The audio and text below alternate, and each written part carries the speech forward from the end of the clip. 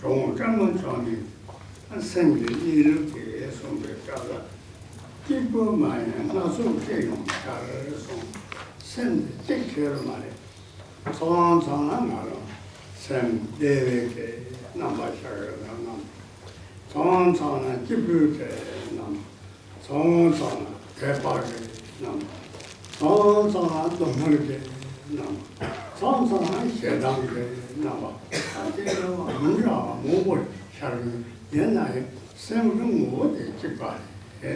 So as KARMAPA says, it is not a single thing because it appears in manifold ways, or it manifests in many different ways. In this regard, sometimes we experience happiness, sometimes we experience great pleasure, sometimes we also experience suffering, pain, depression. Even though in this way mind is at any given moment, or mind nature is at any given moment experienced in a different way, the very essence of all of these various states in which mind can potentially present itself and manifest is always one and the same.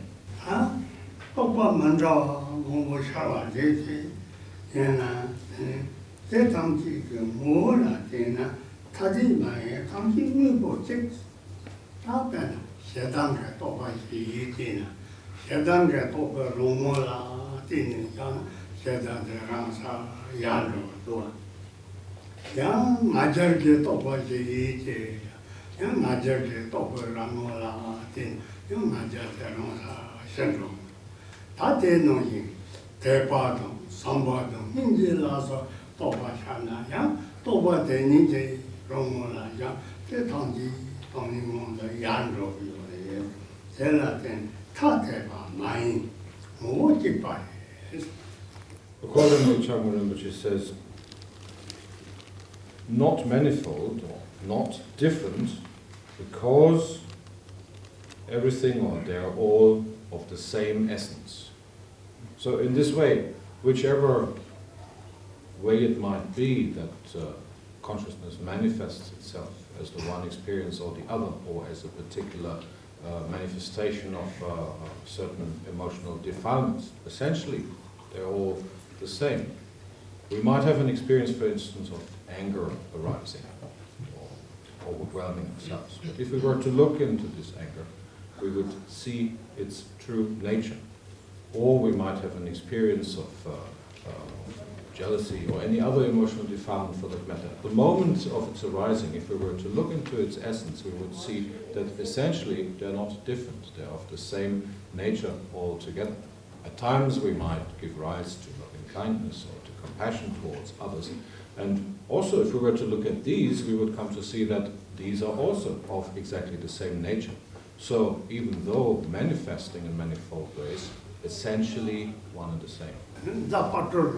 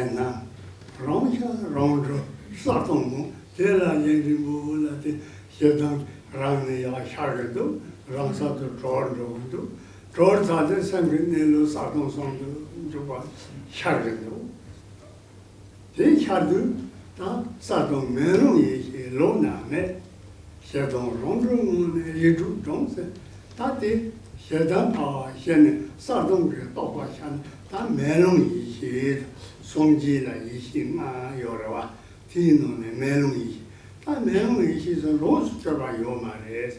She done the part or so, then I don't get some more. That a man, she did.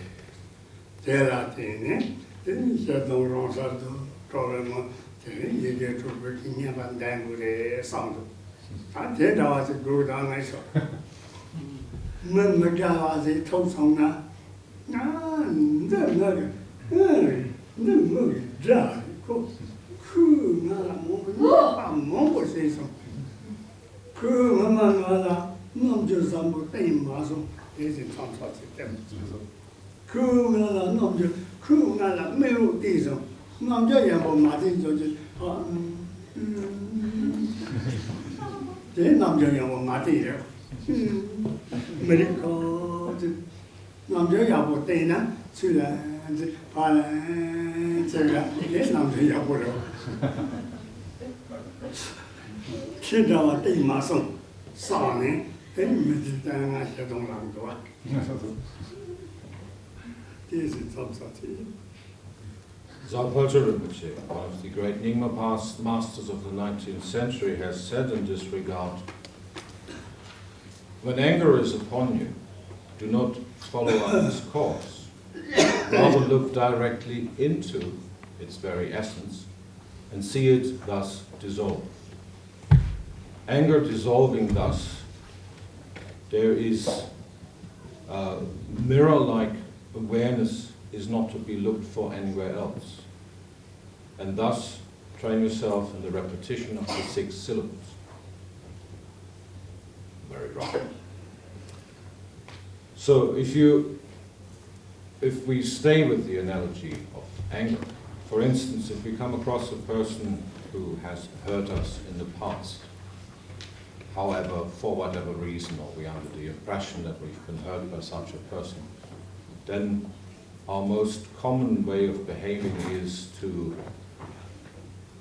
not to confront this person in a particularly friendly way. The person comes along and we show him or her our worst face, an angry face, or at least an indifferent face, rather than greeting such a person in a friendly way with a smile. That, of course, will bring about the reaction of the person again. Huh?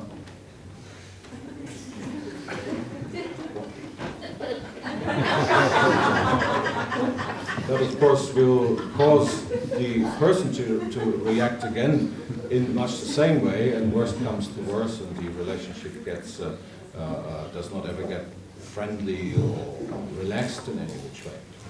Rather than hang on to whatever anger, whatever irritation we might feel over whatever it is that that person has, in our opinion, done to us, Patrul Rinpoche explains that we should rather look into anger itself in the moment of its arising, or in the moment in which we become aware of it. And if we were to train ourselves in this way, we would find that anger, for the most part, will then eventually just dissolve, will just be eradicated completely. And as we know from among the 5 types of wisdoms, or 5 types of awareness, of Buddha awareness, the dissolution of anger is the arising of mirror-like awareness, or mirror-like wisdom. If we were to train ourselves in this way, we would find our anger to just dissolve, to disappear. And out of this state of anger having disappeared, or our irritation having disappeared, we are advised by Tsa Patrul Rinpoche to train ourselves in the repetition of the 6-syllable mantra of the Great Compassionate One. And then, Patrul Rinpoche, Loji Tenga, and then Patrul Rinpoche, Zamamu Tangs, and Tapa Yoris. And then, Kori, Gemba Tandi Yomedu, and then, Bachembo, Pajaba. I think you know, and then, Kori, Kashu Sam. Roma Tangi, Golden Tower, and then, Chum Mobo Pumni, and then Tala, Deos. And then, Patrul Rinpoche, Tijanga, Song, Kuri, Jambu, Chapsi Tower. Positos, Dupuzi can, then he can't Jambu him, then Lamanda, Jinita, Golden Temples. Then, Patrul Rinpoche, Jackie, then Mutu Tenga's, Yako, Dadon, Tosso, Sama Mobo, Rovios. Then my son, Penguin, then you was a Kuruchum, Kudi Chum, the Kuni, Zeons. Then Consotana, Yingong, Samasa, and Jazz, the Penguin, Tana, just so can rolling. You saw Tsa Patrul Rinpoche and rolling in this. Huh? Tsa Patrul Rinpoche, Go, Zang Chung, so Men can go, they're gone broken. Tended to your, they can't eat your.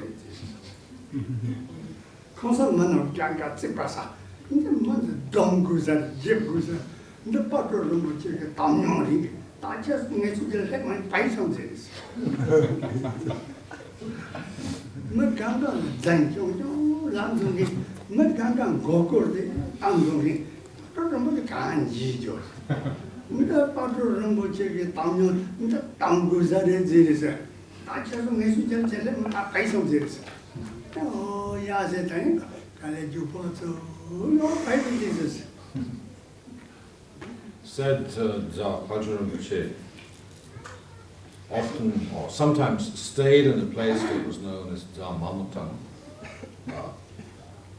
a large place in which he somewhere put up his tent and resided in it. He was not someone who lived in a large monastery with all the various conveniences that come along with that, and whatever students of his would come along or would follow after him in order to receive teachings, instructions from him, they would also have to pitch their little tents somewhere around Patrul Rinpoche's tent and live in this rather more simple way.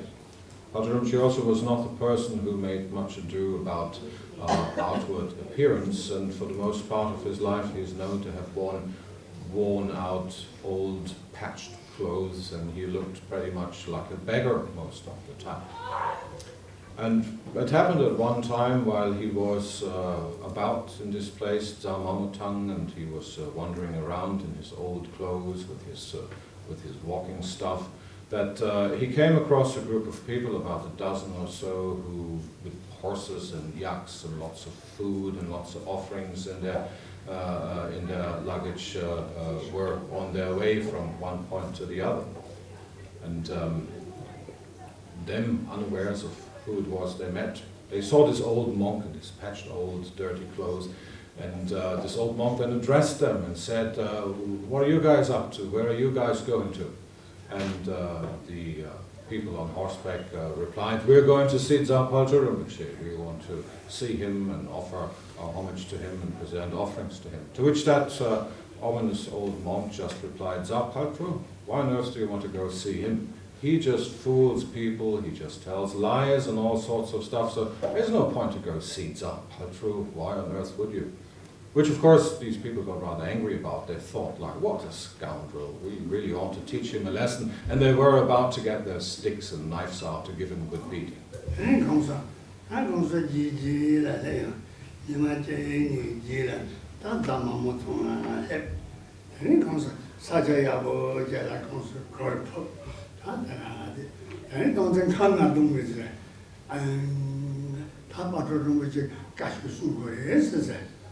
constantly watch it from the same.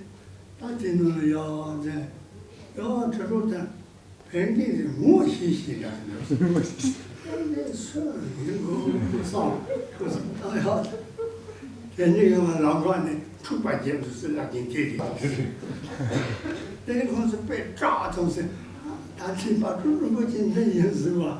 And I don't think Sherab Patrul Rinpoche, Tamyo, and something, Chupa that was very taught on this. And they like in the console as a Gemoti. So anyway,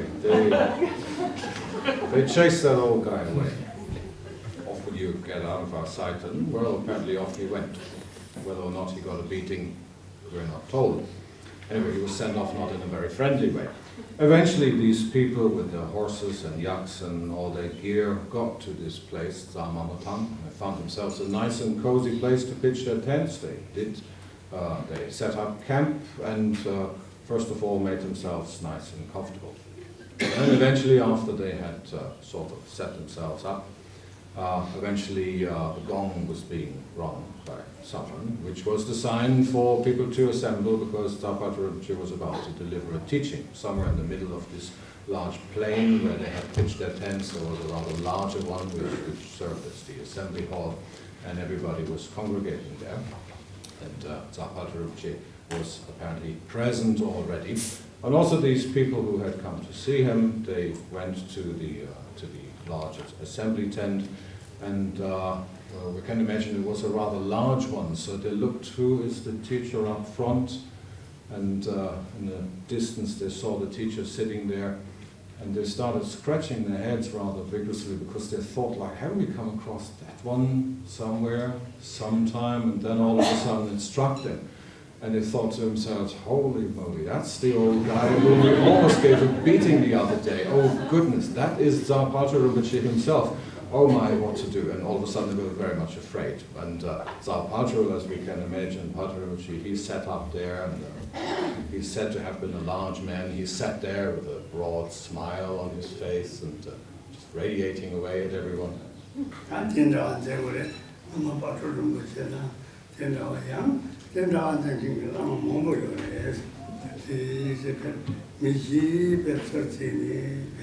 So that was one of the habits of Tsa Patrul, to occasionally just mix with the ordinary people incognito, so to speak, and check out what was actually really going on the ground. And like Tsa Patrul, also quite a few other masters of the past of that time did likewise, were known for that peculiar habit.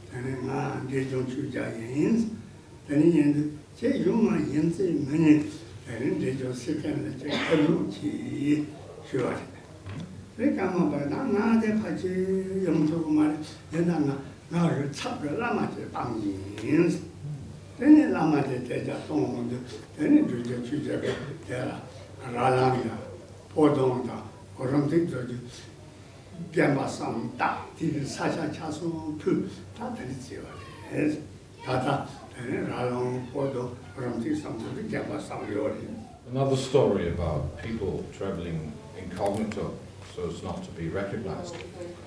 There was the Dharma king of Sikkim, and having been a king, having been a rather well-known person, he was, because of that fact, rather more prevented from, for instance, going on a pilgrimage, as ordinary people do. Just put your rucksack on your back, put a couple of things in there, and off you go.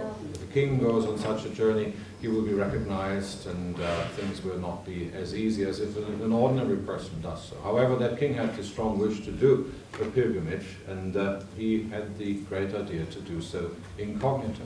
So he put off all of his royal dress, all of his silk garments, etc., and so forth, his brocade robes, and simply put on himself the robe of a beggar, some old worn clothes, so as not to be recognized. He packed a few things into his rucksack. He took a single servant along who also had some provisions in his luggage. He got his stuff, and off they went, unrecognized until a certain moment. So in this way, they went to Tibet, to central Tibet. They visited Lhasa. They visited the three large monasteries in the immediate vicinity of Lhasa, Sherab, and Drime. And eventually, it was also time for them to visit Tsurku Monastery, the seat of the Karmapas, which is also not very far from Lhasa. That was at the time of the 9th Karmapa, Wangchuk Dorje. Wangchuk Dorje, in his clairvoyance, knew that a rather extraordinary guest was on his way, and he told his monks, tomorrow 2 guests will arrive, who are rather more special, so please arrange a proper welcome for them, arrange in my personal quarters a proper seat for them, proper food, a proper reception, and all of that. The next day was upon them, and Karmapa Wangchuk Dorje then, after a while, inquired of his monks, asking, well, have these guests arrived? And the monks said, well, no, guests have come, and only 2 beggars have arrived a while ago. The Karmapa said, that's them. Usher them into my presence right away, call them. And accordingly, the monks went to get these beggars, who, of course, appeared rather more bemused at this treatment, and they were asked to sit on the nice silk cushion in the presence of the Karmapa. And of course, the king of Sikkim, who heretofore had gone unrecognized, was rather more shocked. He thought, like, how can he know? No one has recognized me so far, but apparently the Karmapa has seen through the scam, so therefore I'm getting this treatment. And indeed, they were treated to the in the very nicest way by the Karmapa. They were offered delicious foods and very nice tea, and they were given all sorts of presents like sacred substances and protection cords, etc., and so forth.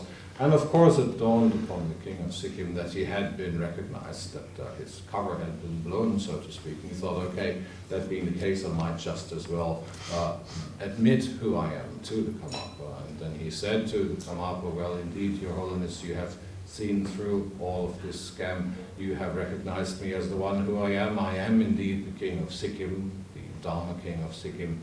And in this way, he then formally introduced himself. Having been thus very inspired by the Karmapa and having been very devoted to the Karmapa, he also said to the Karmapa, in the future, Your Holiness, please do us the honor and visit our little kingdom of Sikkim. So he formally invited the 9th Karmapa to please come to Sikkim.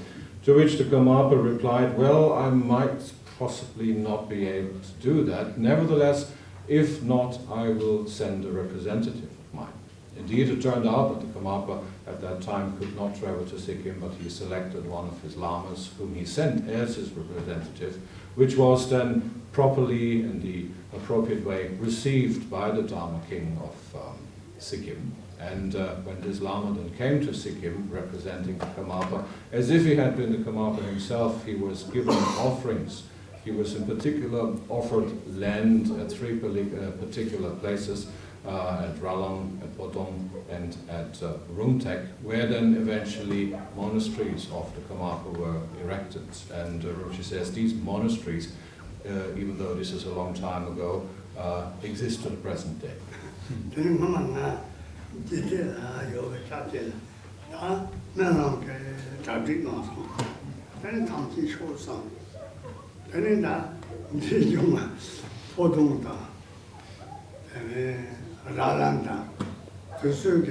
and then was console Geromare, getting pumpkin getting it.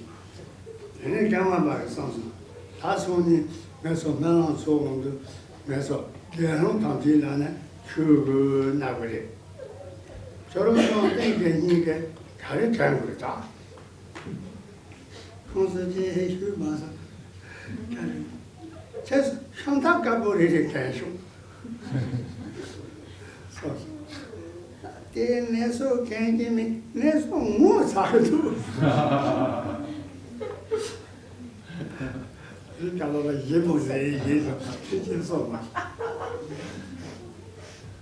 So there's not, that story has not come to an end yet.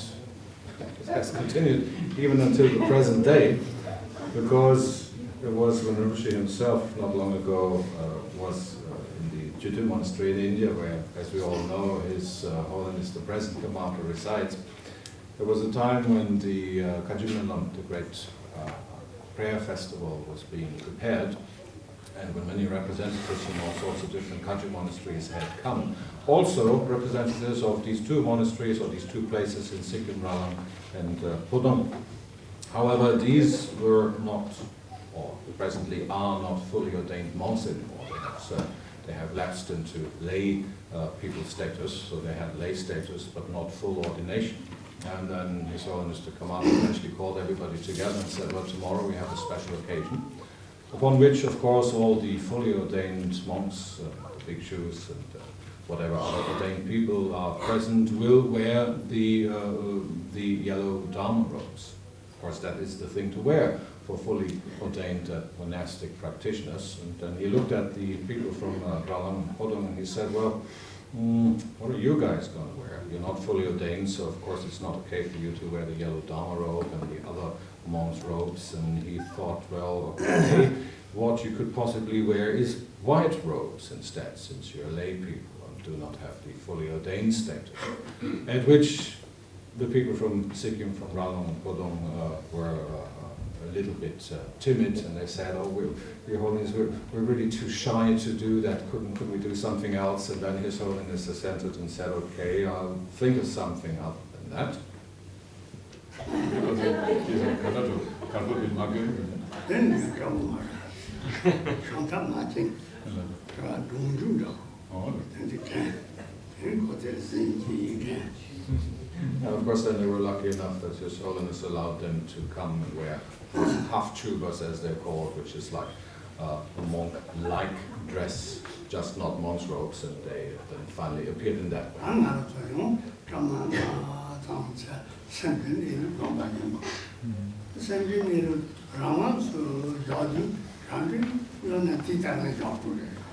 So now it's time to put in some practice again, and let us, as we do so, simply allow consciousness to rest in its natural state. Simply leave it at that without any further ado. There's nothing else to be done.